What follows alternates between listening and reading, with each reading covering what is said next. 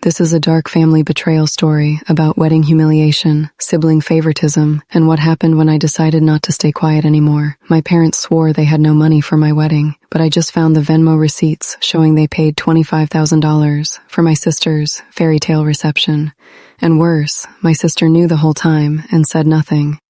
Today, in front of 180 guests, I was about to make the entire reception go dead silent. And this time, it wasn't just my parents who had to face the truth my sister chose to keep hidden. And the worst part? My own sister knew every single dollar and chose to stay silent while I cried over plastic chairs at my backyard wedding. My name is Emily. For 26 years, I was the invisible child in my family. My sister Lauren was the golden child. Everything was always for her first: college tuition, a car at 18, even our parents' attention. Me? I worked 2 jobs to pay for community college, bought my own clothes, and took care of everything myself. When I announced my engagement to Ryan, my parents looked at each other and said one sentence: "We don't have money for your wedding." They said they'd help as much as they could. The result?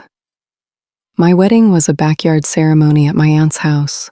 30 guests, plastic chairs, no band, no fresh flowers, no honeymoon. My parents even complained in front of everyone that they had done their best. Lauren announced her wedding just 4 months later. Suddenly, my parents turned into the most generous people on earth. I tried to convince myself it was fine, that I was happy, and that was enough. But deep down, I knew this wasn't random.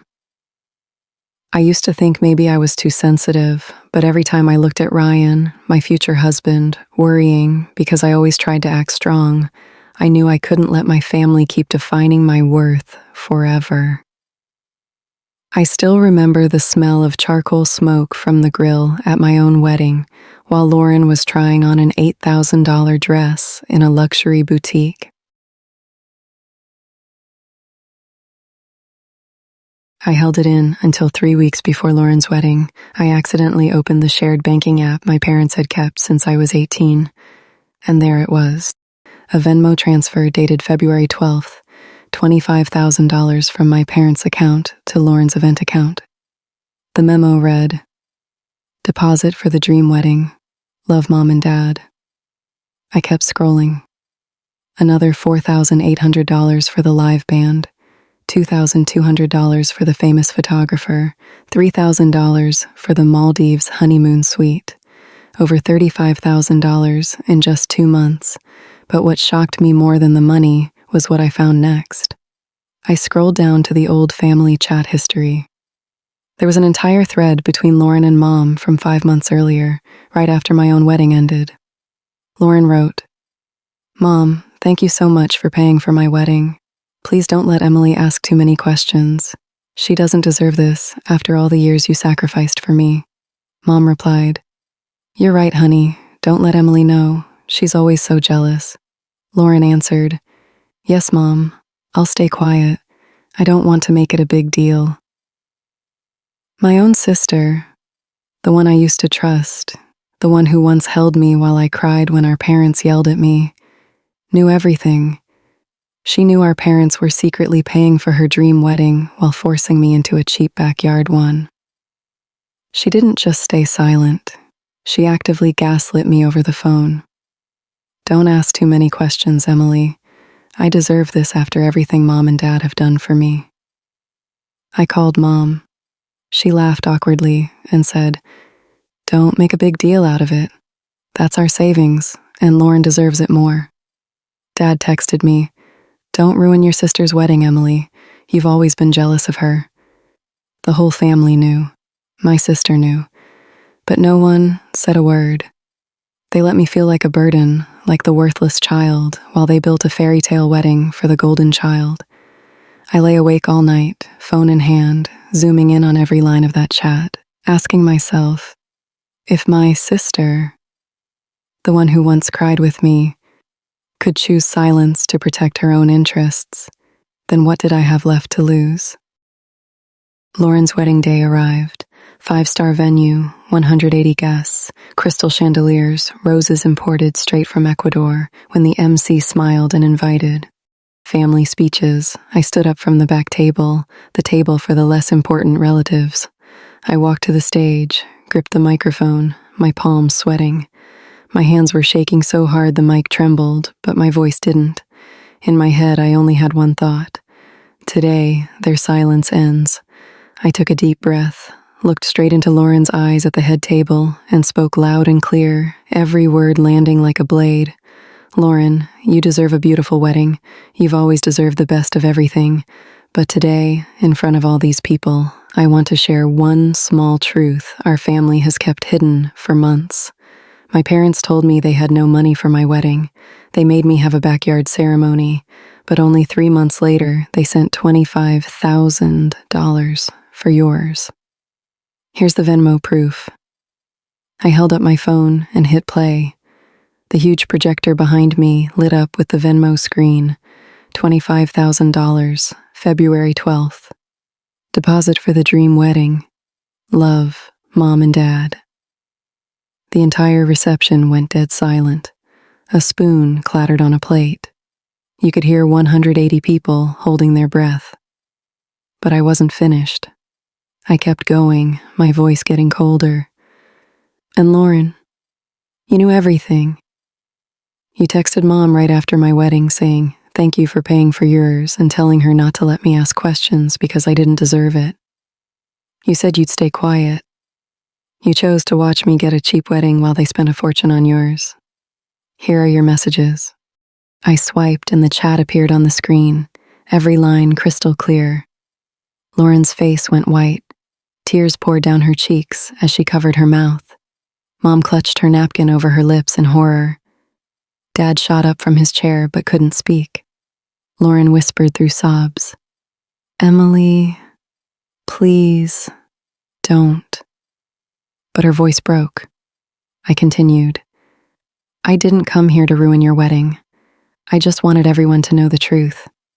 Because if blood relatives can betray each other like this, stay silent together, and build a wall of lies to protect one another, they can do it to anyone." I set the microphone down slowly. The click echoed in the silence. No one clapped, no one cheered. Only Lauren's sobs and the growing whispers from the guests. Then the silence shattered. A chair scraped loudly from the family table in the back. My grandmother, everyone called her Big Grandma, 78 years old, perfectly styled silver hair, the family's so-called pillar, stood up. She clutched a napkin in her fist and raised her voice, shaky but loud, defending Lauren right there in the middle of the reception. "Come on, Emily, stop making a big scene. Lauren is the oldest daughter, the golden child. She deserves everything your parents give her. Don't be jealous of your sister. You've always been the one who makes everything complicated. Your parents did their best for you. Don't ruin Lauren's wedding. They even used Emily's savings from last year to pay for Lauren's wedding, so stop blowing this out of proportion." The second she finished, the reception exploded. Shouts came from every table. "What did you just say? They used Emily's savings? They secretly paid $25,000 and stole their own daughter's money? Big Grandma, you knew, and you're still defending them? What kind of family covers up stealing from their own child?" Aunts and uncles stood up, pointing at her, yelling, "Don't talk like that. Emily is right. The whole family lied and took Emily's money." Lauren sobbed harder, face buried in her hands, tears soaking her white gown. My parents turned ghostly pale. Dad tried to rush the stage, but relatives blocked him. Mom collapsed back into her chair, like she had no strength left. Big Grandma stood frozen, face beet red, mouth open, but no words came out as the shouting grew louder. I stood on the stage, watching the chaos, and a small smile formed inside me. In that moment, surrounded by the yelling and Lauren's tears, I thought only one thing. 26 years of silence was enough. This was the moment I finally took my voice back, even if my entire family was crumbling in front of me. No one clapped. No one offered congratulations. Only Lauren's sobs, the roar of relatives, and the total collapse of the lie my family had built for 26 years, now exposed even further by my own grandmother. The next day, my phone wouldn't stop ringing. My parents called on video, voices shaking. "Emily, please delete the video. Don't let the relatives see it anymore." We were wrong. Lauren called separately, tears streaming down her face on the screen. "Emily, I just wanted one special day. I didn't think you'd do this in front of everyone. I know I was wrong, but please don't destroy my whole career." I sat there staring at the screen and said nothing. I didn't delete it. I opened the family group of 87 people and posted the full secret video I had recorded on my phone from the moment I took the mic until Lauren broke down crying. Within 24 hours, 47 relatives unfollowed my mom. Aunts and uncles texted me privately. "You did the right thing. How could they do that to you?"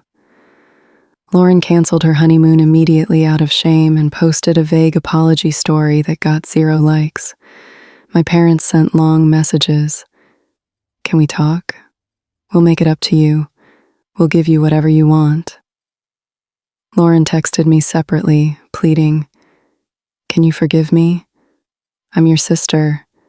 You can't just cut me off like this." I read every word, then replied with one single sentence in the group chat for all 3 of them. "You chose each other for 26 years. Now I choose silence." I blocked every number. Ryan and I moved out within a week and started a new life with 0 calls from them. Every morning I woke up, looked at Ryan beside me, and realized I no longer had to prove I was worthy. I was finally free from being the invisible child. I was Emily, the woman who stood up and took her voice back. They thought I would stay silent forever. They thought I would keep my head down and take it. They were completely wrong. My sister knew everything, but chose silence. And now the whole world, the whole family, knows the truth.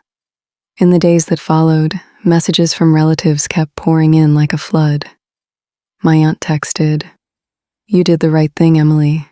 I never imagined the whole family could use your savings for Lauren's wedding and hide it." My uncle called, voice shaking. "Big Grandma accidentally exposed everything. Now everyone knows how your parents and Lauren betrayed you." Every message, every call felt like another layer of ice melting inside me.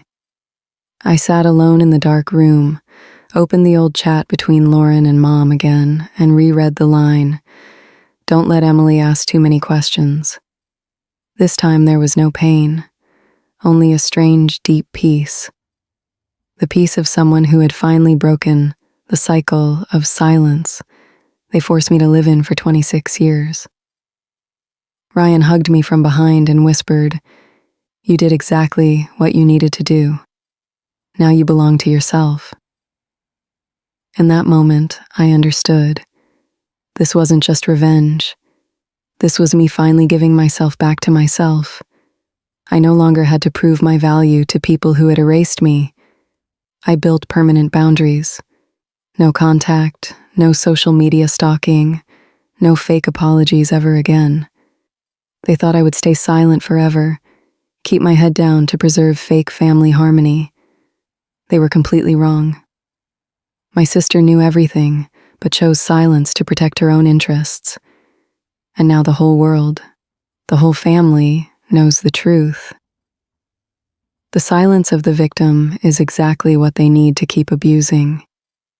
The moment I broke that silence, they truly lost everything. And then I decided to take one more step, not for extra revenge, but to turn my personal story into a message for the thousands of people still staying silent like I once did. I opened my personal Instagram, posted a public story with a short clip of me holding the mic at the reception, and wrote the clear, powerful caption, "Truth over silence." The logic was simple and practical. If I kept the revenge only inside the family group, only a few dozen people would know. But if I shared it publicly, I could give strength to everyone who is being erased, gaslit, or betrayed by their own golden child sibling. I wasn't looking for likes or comments to show off.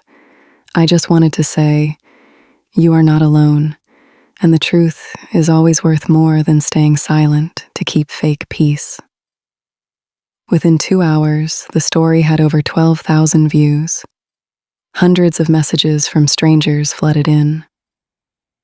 Thank you. I'm an invisible child, too. Today I'm going to talk to my family.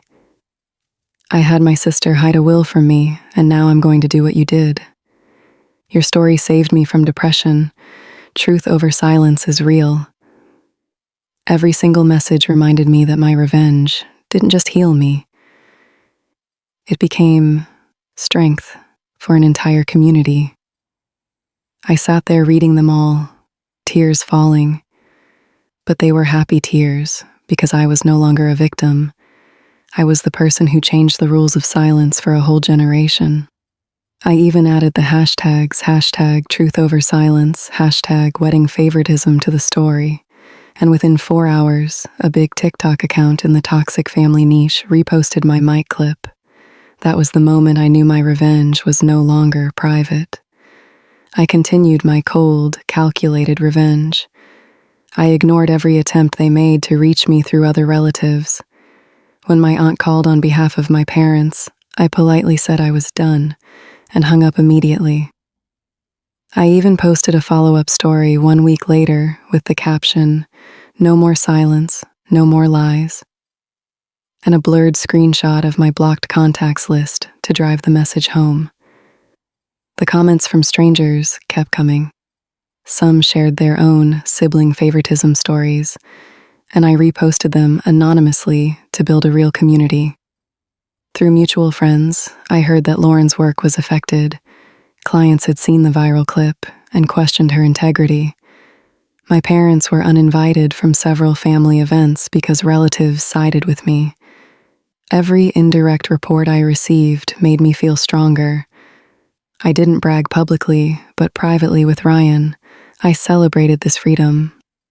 This was the ultimate cold revenge, not loud screaming, but the permanent removal of myself from their lives, while my truth spread far beyond the family. They chose each other, and I chose myself, completely and forever. Silence is their weapon. Truth is mine. If you've ever been the erased child, if your own sibling knew everything but still chose silence to protect their own interests, comment "she knew" below. Tell me your story, because you are not alone. Thousands of people watching this right now have felt exactly what I felt, and they have stood up just like I did. Silence is the weapon they use to control you. Silence when your parents use your savings to fund the golden child's wedding. Silence when your sister knows everything but still gaslights you. Silence to keep the fake family peace. But when you break that silence, the way I did by grabbing the mic, showing the proof, and then posting my public story with the caption, "Truth over silence," you don't just take your power back, you give hundreds of other people the courage to do the same. I received hundreds of DMs from strangers.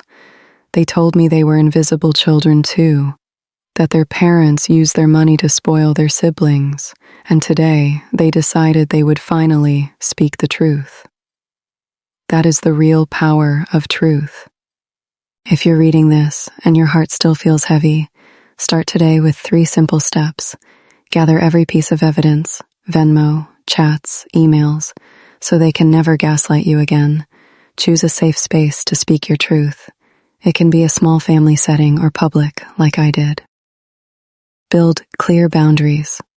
Block the numbers, move out, and focus on healing yourself. I read every single comment. You are not alone. Thousands of people watching this right now have felt exactly what I felt, and they have stood up just like I did. I read every single comment. You are not alone. Thousands of people watching this right now have felt exactly what I felt, and they have stood up just like I did. If you love betrayal stories, revenge stories, and toxic family stories with even darker twists and deeper pain, hit subscribe right now and turn on notifications. Every week, I'll bring you a real story told from the inside. No sugarcoating, no filter, Don't miss part 2 of the Wedding Favoritism trilogy. Next week, I'll tell you how my parents tried to buy me back with money and fake apologies after the exposure. But I already had an even colder, even more painful strike ready.